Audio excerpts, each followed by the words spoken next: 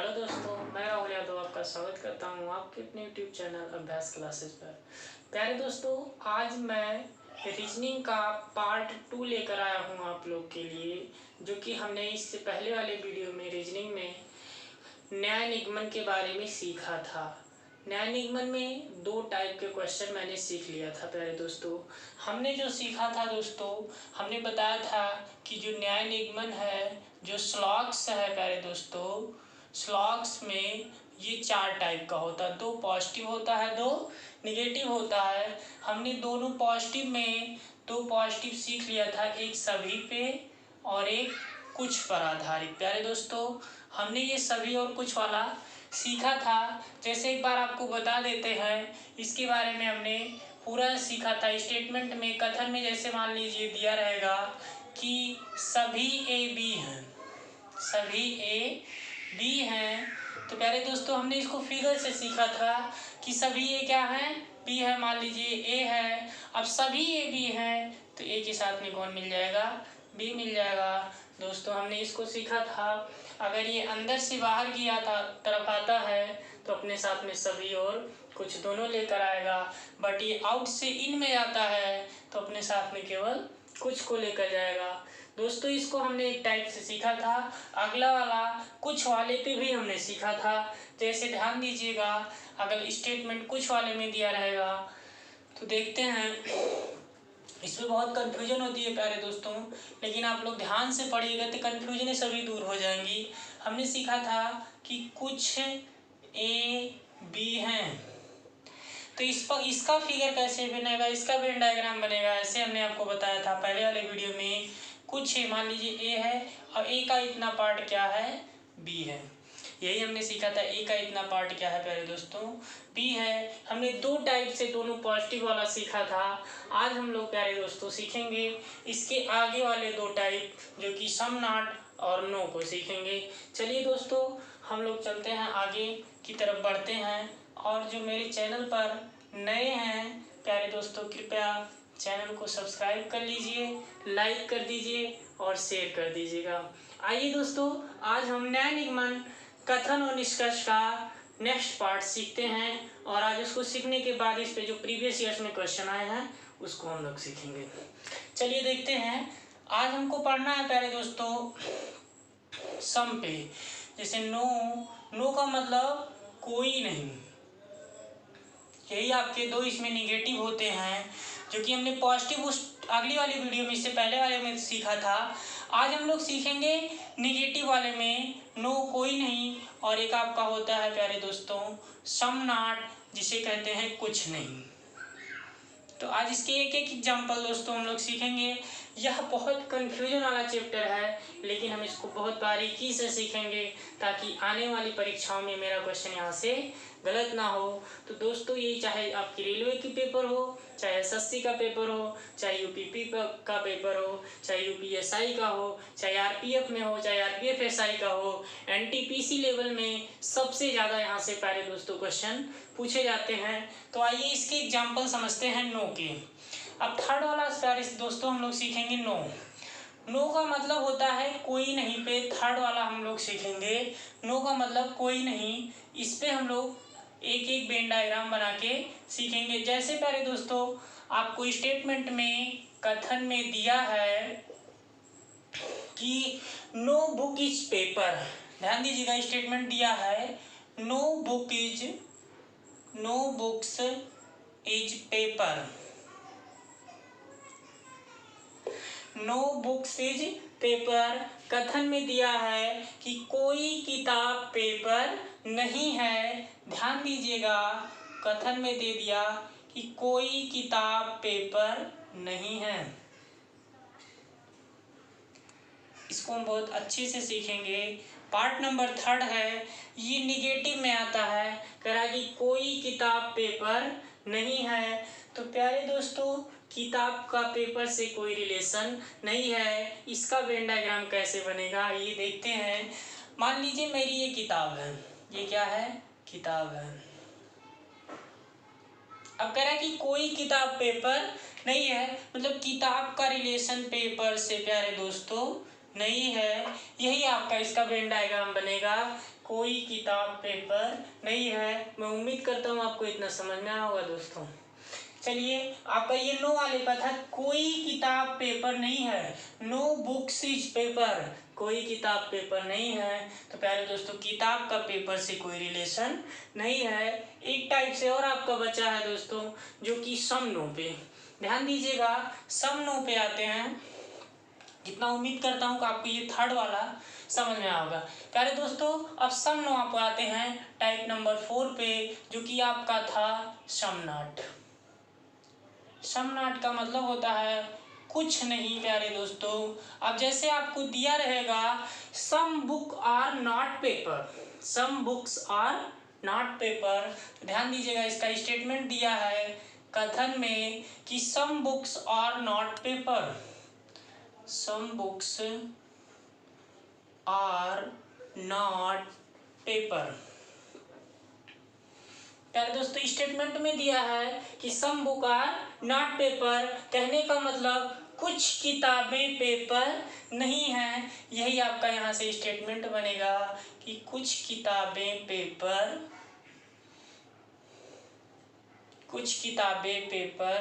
नहीं हैं। बस हमने एक सीखा था, आपको इससे पहले एक सीखे थे प्यारे दोस्तों, कि सम बुक आर्स पेपर, कुछ किताबें पेपर हैं। पार्ट नंबर 2 में हमने सीखा था कि मतलब कुछ किताबें पेपर, एक पॉजिटिव में सीखे थे। तो ध्यान दीजिएगा, कुछ किताबें पेपर नहीं है। मान लीजिए आपकी किताब है, मान लीजिए आपकी क्या है, किताब है, कुछ किताबें पेपर नहीं हैं, लेकिन ध्यान दीजिएगा कि कुछ किताबें पेपर नहीं हैं बट कुछ है। तो इसका एकदम फिगर यही बनेगा कि कुछ किताबें पेपर नहीं हैं, इतनी किताबें पेपर नहीं हैं, बाकी पेपर है। तो आप इसमें कंफ्यूज हो रहे होंगे, बट ये दूसरे का ही फोर्थ पार्ट है। ये मतलब इसमें कुछ किताबें पेपर हैं भी और कुछ किताबें पेपर नहीं है। उम्मीद करता हूँ कि आपको फोर्थ नंबर भी समझ में आ गया होगा। प्यारे दोस्तों, अब आइए एक आता है एडवांस में सीखने के लिए, जैसे बैंकिंग का कभी हम पेपर देने चले गए, या एसएससी सीजीएल का पेपर दे रहे हैं प्यारे दोस्तों, यूपीएससी में पेपर दे रहे हैं, तो वहाँ पे पूछा जाता है, इसका 5 नंबर होता है। एडवांस में हम उसको सीखेंगे प्यारे दोस्तों। तो ध्यान दीजिएगा, एक और होता है, आपसे इसी टाइप से पूछ लेगा, some book are paper, some books are paper but not pencil. देखिएगा, 5 नंबर पे आते हैं प्यारे दोस्तों। जैसे आपसे कह देगा कुछ किताबें पेपर नहीं हैं लेकिन पेंसिल, कुछ किताबें पेपर हैं लेकिन पेंसिल नहीं है। कहने का मतलब स्टेटमेंट में दिया रहेगा, कथन में दिया रहेगा, some books are paper, some books are paper but not pencil।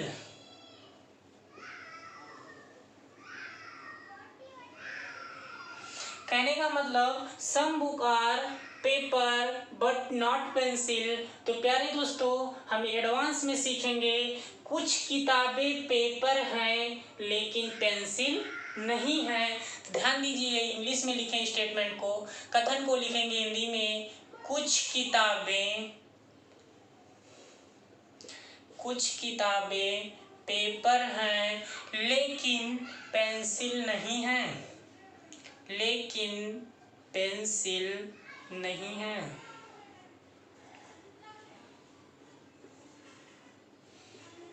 कुछ किताबें पेपर हैं लेकिन पेंसिल नहीं है।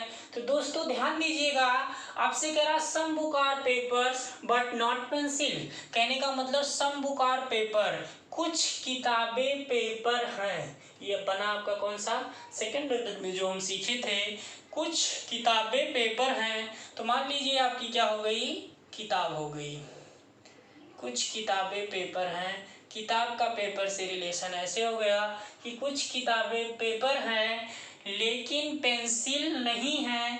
तो जो किताब है वह पेंसिल नहीं है। तो प्यारे दोस्तों, इसका किताब का पेंसिल से कोई रिलेशन नहीं है। तो इसका एक फिगर यहाँ बनेगा, पेंसिल यहाँ बनेगी, बट ध्यान दीजिएगा प्यारे दोस्तों, कुछ किताबें पेपर हैं लेकिन पेंसिल नहीं है। किताब पेपर है लेकिन पेंसिल नहीं है। इसका एक फिगर और बनेगा या करके। प्यारे दोस्तों ध्यान दीजिएगा कि आपसे कह रहा है कि कुछ किताबें पेपर हैं, किताबें पेपर है, कुछ किताबें पेपर हैं लेकिन पेंसिल नहीं है। किताबें पेंसिल नहीं है, ये तो कहा है, ये नहीं कहीं कहा है कि पेपर पेंसिल नहीं है। पेपर पेंसिल हो सकता है। तो प्यारे दोस्तों एक फिगर और बनेगा, पेपर पेंसिल हो सकता है लेकिन किताब पेंसिल नहीं है। तो यह वाले में एक फिगर ये भी बनेगा। एडवांस में इसको सीखने के लिए प्यारे दोस्तों बैंकिंग लेवल में, यूपीएससी लेवल में, एसआई लेवल मेंस में इस टाइप के क्वेश्चन आपके पेपर में बन जाते हैं। वहाँ पे हम स्टेटमेंट और कंक्लूजन के ऑप्शन के हिसाब से चेक करेंगे क्वेश्चन किस अकॉर्डिंग से है और किस अकॉर्डिंग से इसका ऑप्शन बना है। तो प्यारे दोस्तों मैं उम्मीद करता हूँ आपको 4 से 5 टाइप आपको यह समझ में नया निगमन का पूरा पार्ट आ गया होगा। अब आगे चलते हैं, जो प्रीवियस ईयर के क्वेश्चन पेपर में आए हैं हम उसको धीरे धीरे सीखेंगे। तो आइए दोस्तों हम लोग एक एक को मिला के, दो दो को मिला के दोस्तों उसको सीखते हैं क्वेश्चन कैसे पेपर में आए हैं। चलिए क्वेश्चन फर्स्ट नंबर जो कि एनटीपीसी 2017 की सीबीटी फर्स्ट में पूछा गया है प्यारे दोस्तों। यह क्वेश्चन प्रीवियस का ईयर्स का है, आप लोग नोट्स उठा के देख लीजिएगा या प्रैक्टिस सेट में देख लीजिएगा, क्वेश्चन जरूर मिलेगा। तो दोस्तों एनटीपीसी प्रीवियस ईयर 2017 के फर्स्ट में आया है प्यारे दोस्तों। वहाँ पे कथन में दिया है, कथन में सभी ट्रक उड़ते हैं। पहला कथन, सभी ट्रक उड़ते हैं, सभी ट्रक उड़ते हैं, पहला कथन। दूसरा कथन दिया है प्यारे दोस्तों, कुछ स्कूटर उड़ते हैं, कुछ स्कूटर उड़ते हैं।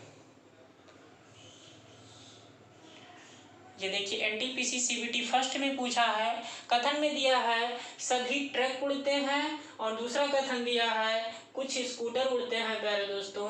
अब देखिए इसका निष्कर्ष क्या दिया है, ध्यान दीजिएगा। निष्कर्ष में प्यारे दोस्तों दिया है, पहला निष्कर्ष है कि सभी ट्रक स्कूटर हैं, सभी ट्रक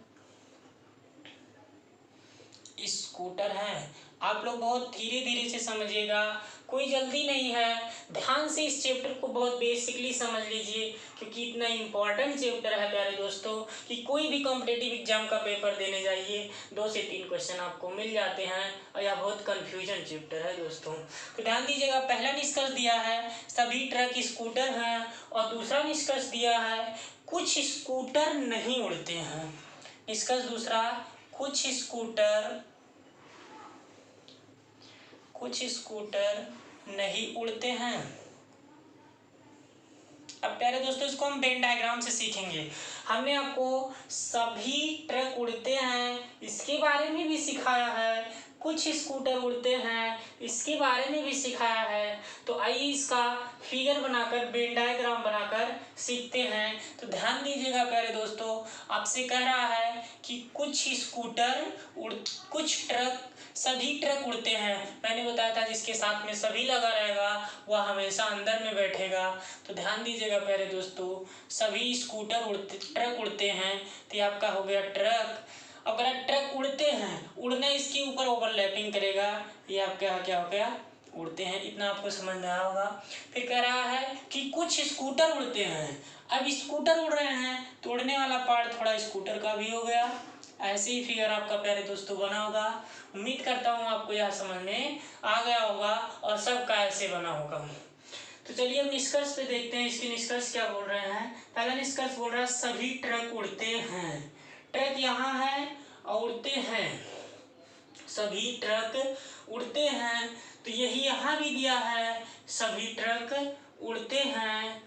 तो प्यारे दोस्तों ध्यान दीजिएगा, स्टेटमेंट का ही सेम कंक्लूजन में दिया है। तो हमने आपको बताया था जो स्टेटमेंट में रहेगा अगर सेम वही कंक्लूजन में निकलता है तो दोस्तों उसको क्या माना जाता है, गलत माना गया है। सभी ट्रक सभी ट्रक स्कूटर, ये है निष्कर्ष, सभी ट्रक स्कूटर हैं। ट्रक यहाँ है, स्कूटर यहाँ है। प्यारे दोस्तों ध्यान दीजिएगा, अगर यह अंदर से बाहर की तरफ आता है अपने साथ में सभी को लेकर जाएगा, लेकिन ध्यान दीजिए स्कूटर का इतना पार्ट बाहर है, सभी ट्रक स्कूटर हैं, यह गलत है। लेकिन बट यहाँ कुछ ट्रक स्कूटर हैं होता तो उम्मीद करते कि यह सही हो सकता था। तो यहाँ गलत आपसे कह रहा है कि कुछ स्कूटर नहीं उड़ते हैं। तो ध्यान दीजिए स्कूटर के उड़ने वाले पार्ट इतना है और नहीं उड़ने वाले पार्ट इतना है। तो दोस्तों उम्मीद करता हूँ यह भी आपको समझ आएगा, कुछ स्कूटर नहीं उड़ते हैं और कुछ स्कूटर उड़ते हैं। यह आपका निष्कर्ष नंबर सेकंड क्या है, सही है। तो आपको उम्मीद करता हूँ कि यह समझ में आया होगा। प्यारे दोस्तों आगे चलते हैं। नेक्स्ट क्वेश्चन जो प्रीवियस ईयर्स के एनटीपीसी और यूपीपी में पूछे गए हैं, तो इसको ध्यान से लगा लीजिएगा, स्क्रीनशॉट ले लीजिए। दोस्तों अगला क्वेश्चन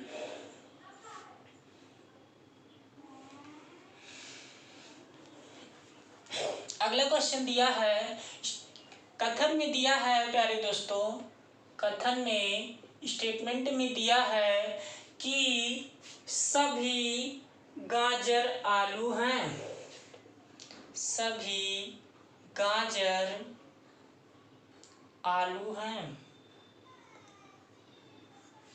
सभी गाजर आलू हैं। और निष्कर्ष नंबर कथन सेकंड दिया है प्यारे दोस्तों, सभी आलू आपके बैगन हैं।